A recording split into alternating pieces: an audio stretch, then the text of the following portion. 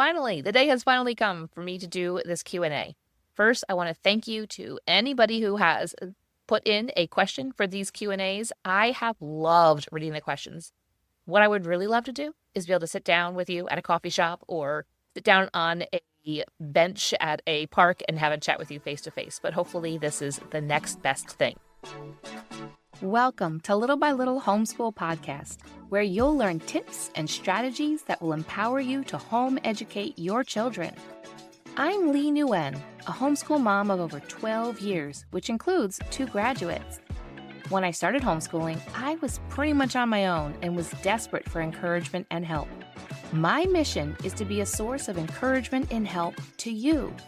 Whether you are just beginning your homeschool journey or you're deep into the homeschool lifestyle, Little by Little Homeschool wants to help you stay the course because all the time you are investing into your children is completely worth it. If you're ready to take your homeschool to new levels, keep listening.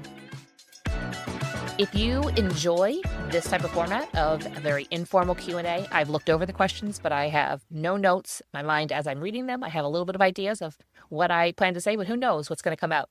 But if you enjoy this format, the way I will know that is that you continue to submit questions.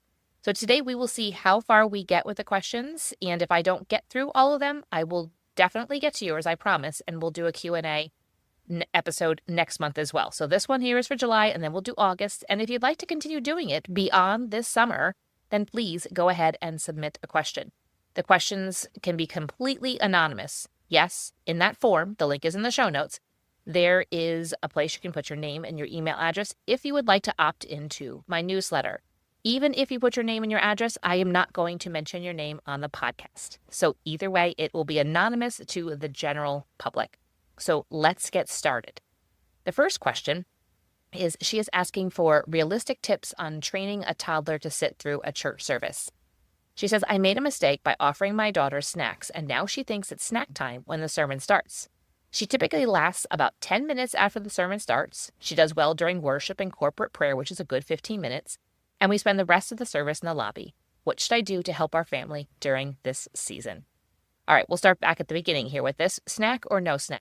Really, it is up to you. And snacks sometimes can keep kids occupied, can keep their stomachs from getting empty and then start to get cranky. I personally don't have an issue with snacks. I would say make sure the snacks are a quieter snack, maybe not big pretzel sticks, something that's going to be loud and distracting for other people. And it might just be a short time that you are giving her snacks because it just is helping the situation. And then you can just break that habit at some point. But it kind of sounds like maybe you want to break that habit right now. And kids tend to decide that something is a tradition after you do it. Sometimes after the first time you do it, like, oh, this is how we always do it. Second time, they're like, oh, this is definitely, but usually by the third time you do something, kids are like, oh, yep, this is what we do forever and ever. And so she's a toddler. You're not going to be able to explain in depth, but just say, no, we don't have snacks. So again, that's going to be up to you to decide if that's something you don't want to do. If it's a habit you don't want to have right now, that's okay. It really is. It's one of those decisions that you have a lot of freedom with. As far as her being in there for the worship and the corporate prayer, that's amazing. And the thing is, when there's music, people don't tend to really hear if kids are being a little bit noisy or they're moving around, and it tends to capture their attention as well. And so her being in there and being comfortable and getting to know what it's like being in a service for the worship and the corporate prayer, that's amazing. I love that. And then she says, oh, it lasts about 10 minutes or so, and then she ends up in the lobby for the rest of the service during the sermon because it can be a distraction. And sometimes I remember when they were babies standing in the back of the sanctuary and being able to rock them for a while. But yes, as kids get older, they get to be more noisy and they want to be up and out. And I can guarantee that if you go into any church on a Sunday morning during the sermon, and you go out into the lobby or go into a parent's area, there's going to be toddlers mostly running around and making a little bit of noise. And that's just the way it is. It's the season of life that you're in. And so you can decide if you wanted to put her into nursery or any type of care, you can. There's no shame in doing so. I have done an episode. I personally think that by the time kids are, we'll say, school age, they should be sitting in a service and they should be taught to be able to sit in a service. And there was an episode I did about 4 controversial things we did in our parenting, and that was one of them. I can link that in the show notes for you. But as a toddler, that's just know that that's how they're going to be. But my bigger concern is one that I had for myself. And I found that if I spent the time during the sermon outside in the lobby, even if the sound of it was out in the lobby, I wasn't getting anything. I wasn't being filled up, and I wasn't learning more about the Bible and growing in my knowledge of God and truth. So I was like, well, I have to take these matters into my own hands. And I decided that I would listen to sermons. Now, the internet is even more than it was back when my kids were little. Your pastor's sermon, quite possibly, could be online. And maybe you decide, I'll listen to that on Monday during nap time. And you can also find other churches. Maybe if your pastor's sermon, if your church does not put it out online, maybe there is some way that you can ask if they can record it, or find another church that you align with theologically, that is biblically sound, and listen to those sermons. I remember for a while, probably a couple of years, listening to sermons most weekdays while I would make dinner, because I was like, I'm doing something, I have this thing to do for my family. And I just felt like it was a good use of my time to fill up my mind while I was making dinner. My kids would tend to come in and they would listen, they'd pick up on some things. And so I would encourage you to make sure that you are filling yourself up with God's word, your personal devotions, but also time that you are listening to sermons, because I think it's really important. Now, I don't know if I mentioned it here or maybe on Instagram. I think it's the thing about, I read this a while ago, or maybe I heard it in a sermon. When you attend a church and you go on Sundays, you just have to listen to the next sermon. You don't get to pick and choose. And so we can cherry pick when it comes. So I would encourage you, find a biblically sound church and maybe just start at a certain point and just listen through those sermons. And don't skip the ones that you think are going to maybe not apply to you, or things that you're like, I'm not interested in that, because God has something for you in each of those. Next question. How can this one's also about faith and church, but we'll get to some homeschool stuff too. How can I faithfully disciple my kids when both my husband and I are feeling very stagnant in our faith? Friend, I know how you feel. We all have been there, or are there, or maybe coming out of there. There is no shame in feeling like this. If there's any shame, that comes from our adversary, that comes from Satan. So don't feel shame-filled. There's times that so think about in marriage. There's times that you're like, oh, my heart is just beating out of my chest for him. It's just all of this. And I don't know if it's hormones or just seasons in life, personalities.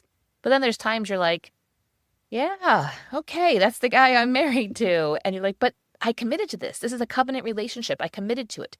Our feelings are going to come and they're going to go. And if we make our decisions upon our feelings, I can raise my hand over here. If I made my decision to homeschool on feelings, I would have probably put my kids back into school multiple times and pulled them out. They would have had whiplash, because our feelings can come and they can go. So if you're feeling stagnant in your faith, then put those feelings aside and do what you know you need to do anyway. Spend time in the Word. Spend time with Him. Maybe do a Bible study that you guys can do just together. Find something, a book or something that's going to guide you online, and do that with Him. Pray with Him. Still attend church. Talk about the things. A lot of prayer. And so it's just, when we don't feel like doing something, do it anyway. And guess what? The feelings that you want, they will come. And that growth in your faith will come as well. Instead of being like, well, I don't really feel like I'm feeling stagnant in my faith. I don't feel like I'm growing a lot right now, so I just won't do it. Well, that's not going to change the situation. So I'm going to encourage you to just keep doing what you know you need to do, or to add the things that you know you need to do. Next question.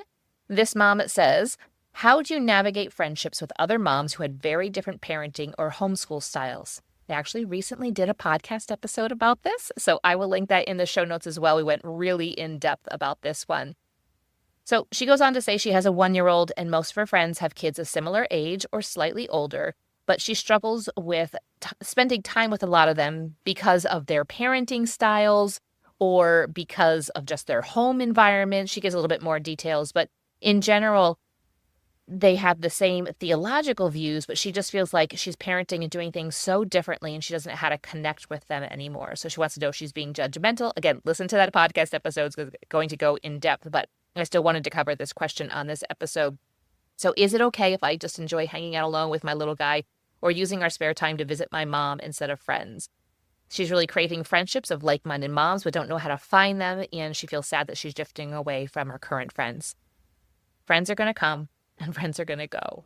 And there are friends that are going to stick with us for the long haul. But there are seasons I found, especially with kids, that we connected a lot with some people, and then our kids would, things would just go in a different direction. There were some times that we moved, and homeschooling really changed a lot of things as well with my friends, because they all kept their kids in public school. And so, yeah, things were different. And when we have kids, I think as moms, we just really crave friendships and camaraderie with other moms that are like us. And so I think that's absolutely okay. If there's a time right now where you just aren't really connected and not seeing fully eye to eye on things and it feels like it's too much, then yeah, spend time with your kiddo, spend time with your mom, and then be on the lookout for other moms.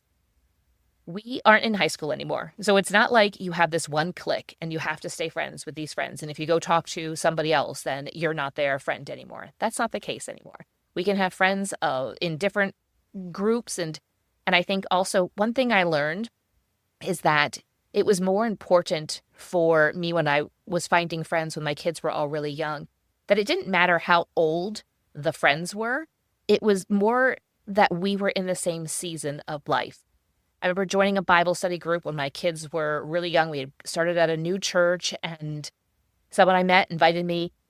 And as we got to know everybody was in the same season. They were all having little kids. And the funny thing is that I didn't quite realize that some of them were older. They had gotten married older. They had gotten married maybe 10 years after we did, or they were 10 years older than we were when we got married. But it didn't matter. They were in the same season of life. So it felt I'm going to tell you completely honest, when I was turning 30 and they were turning 40, I was like, oh my goodness, they're so old. And I'm about to turn 50 here next year. So I'm like, oh my goodness. It seemed like, so to be honest, I'm glad that I didn't know how old those people were, because when you go to school, if you went to school like I went to school, you are so used to being with people around the same age as you that it feels weird to be friends with people of different ages. And this is one of the beauties of homeschool, is that we can show our kids that it doesn't matter how old your friends are. If you're in similar seasons of life and you see the world in the same type of way, you have a similar worldview, that I think actually matters more than being the same age. My 20-year-old son, one of his closest friends right now is 7-8 years older than him. But they're in a similar season. They think alike and they have the same views and they have really great conversations and they like to do the same things. And so it doesn't matter. And I love that, because he didn't write that person off because of his age. So don't write people off. And if it's just like you're not feeling like you're driving and it feels like it's too much work, then it's okay to move on. And I'm going to tell you also, so you have a 1-year-old, as your kids get older and when they are maybe exposed to people with different parenting styles that you maybe don't agree with, and you think your kids are going to pick up on some bad habits, or they're just going to start doing things that you don't want them to do or to be exposed to, that's typically a time that, you might be like, well, okay, peace out, in a nice way. And maybe you're just not around as much. You just don't come to things as much. And I think that's okay. I think that we have to prioritize our family, and there are times when we really need to prioritize that. So I think as your daughter gets older and you start to be like, okay, maybe this isn't an atmosphere or environment that I want to expose her to. So, all right, how do I get my kids motivated to do 30 minutes of reading 4 to 5 times a week, as well as make time for some math? So this question came in the summer, so I'm going to address it when it comes to the summer, because I'm a huge proponent of having kids continue doing their reading and a little bit of math most days of the week during the summer, so that they don't lose what they have learned. And this mostly applies to kids that are in, we'll say, the elementary age range. So how can you get them motivated to do it? I'm going to be honest and tell you, my kids, all right, my daughter probably was motivated and fine to do it. My boys, pretty much probably not motivated, but it was included in their daily checklist, like their chore list that they had to do. That was just a part of it. And that feels like, oh, that's such a slog. That's such a boring way to do it. But it was a good thing that I wanted them to do. And so when I lumped it into make your bed, brush your teeth, take out the garbage, when I included it in the other things that they had to do, they're like, okay. My boys responded very well, like, okay, I have to do this. And then guess what happens after that? I am free. I am free to go and do what I want to do. Now, this applies on the days that maybe you're home and you can get these things done. I would highly recommend trying to at least get the math done in the morning. Reading is something that maybe you can do it as maybe you're a little bit more tired, but the math is something is better to do when they're fresh. There were days that we would go to the pool and I would be like, okay, we're going to skip the math. Or I'd say, hey, I just need you to do 10 minutes of math. There's just like a worksheet that's sitting at your seat and just do 10 minutes, see how far you get. Or sometimes I'd have to say to them, you have to do X amount of problems, because if I said 10 minutes, they might have just done 1 or 2 problems because they would take their time. So there wasn't always the motivation to do the things. And I would say more so the math. The reading, let them pick the books. That always helps out. Or you guys pick the books together, or you say, okay, you get to pick the book now, and then I'll pick the book next time. So I still encourage you to have your kids to do this during the summer because it really helps them to keep all of those skills and the reading, and hopefully they find books. And you know what? If they find books that are maybe not maybe that Charlotte Mason might call twaddle, or things that aren't high literature, it's okay. Just keep them reading and see where maybe that kind of goes. All right, I'm going to hit one more question here. I don't want to get this episode too long, but she says, I'm a homeschool mom going through a custody battle where the other parent is trying to get them forced into public school. What would be your main arguments in court to prove that the homeschool provides better opportunities for socialization and independence, not less? All right, I have heard of this. I don't mean to be the bearer of bad news, but what happens is this: typically the courts side with the state, and the state is the benchmark, they say, for education. And so therefore, when they side with the state, they're saying kids need to be in school. So unfortunately, I haven't seen a ton of cases, but I have spoken with enough people that it doesn't tend to go in the way of homeschool if the other parent doesn't want it to. So best case scenario is that the other parent decides that that is the best thing for them. And sometimes, unfortunately, it depends upon the circumstances of the divorce, and I'm sorry that you're going through this. Sometimes I have seen the other parent just saying that they want them in public school because they know that the other parent really wants to homeschool them. And so they use the kids against the other parent. And hopefully that is not the case for you. But again, most of the time the court tends to rule because that's the safe answer. The safe answer is school, because it always produces such a great outcome, right? And they know that that works. So therefore they have to do that. I'm saying a little tongue in cheek there. But so the socialization part of it, wanting to, I guess maybe that would be a hurdle or so. I can't remember off the top of my head, but I remember coming across a study a couple of years ago. So what I'm going to do is I am going to link that in the show notes for you and for anybody else that is interested. And it's about the outcome of homeschool. And so I would encourage you to go and look at that. And maybe there's other resources and other ways that you can kind of make some connections with it. But we know but they'll say that's anecdotally, we know that the kids, it can produce great socialization and independence. So I would say probably when it comes to the court, they're going to want to see numbers and statistics and facts and data. And so that's probably going to be your best course of action. If you were to bring in some kids who graduate from homeschool and talk about their experience, I don't know if that would hold the same weight. So I would also highly recommend to try to connect with similar parents in your same situation.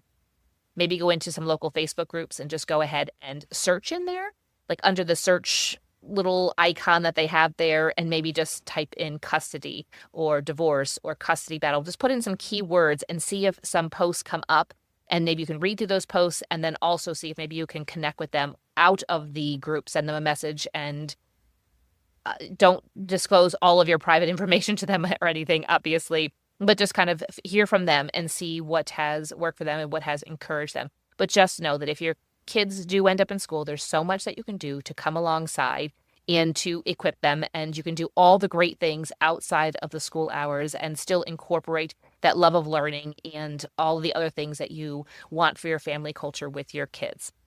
Okay, so I am going to end with those questions. If I did not get to your question, I promise to do it next month. And if you did not submit your question, go ahead and follow the link in the show notes. This was fun. I hope that you found it encouraging and got a little bit of insight, and maybe it gave you some ideas for questions you would love to ask, because I would love to hear from you. Thank you for listening, friend. I'd love to connect with you more. You can find social media links in the show notes and share this episode with a friend who could use a boost to her homeschool. See you back here real soon.